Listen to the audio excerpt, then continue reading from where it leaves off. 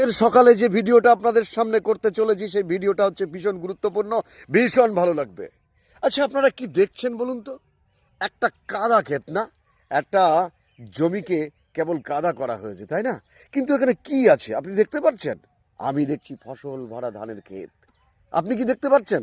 আপনি নিশ্চয়ই দেখতে পাচ্ছেন না, কিন্তু একজন চাষি দেখতে পাচ্ছে এখানে সোনার ফসল ফলছে, সোনার ফসল দাঁড়িয়ে আছে, ধান গাছ দাঁড়িয়ে আছে, ধান নিয়ে দাঁড়িয়ে আছে।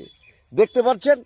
অবশ্যই আপনার দেখতে পারাটা উচিত নয়, কারণ এই চাষির কাছে জিজ্ঞাসা করলে তাহলে হয়তো বুঝতে পারতেন যে এই চাষি জানে যে এই সুন্দর করে কাদা করেছে, এরপর এখানে রুইবে বীজ, মানে ধানের বীজ, তারপরে একটু একটু একটু একটু করে বড় করে তুলবে, তারপরে হবে সোনার ফসল। আমরা ফেসবুকে কাজ করতে এসেছি, ঠিক এই রকম ব্যাপার। ফেসবুক ক্রিয়েটারদের জন্য এই ভিডিওটা ভীষণ ভালো লাগবে, কারণ আমরা নতুনরা ঠিক এই রকম পরিস্থিতির মধ্যে দিয়েই আছি। ভীষণ ভালো লাগবে, প্লিজ।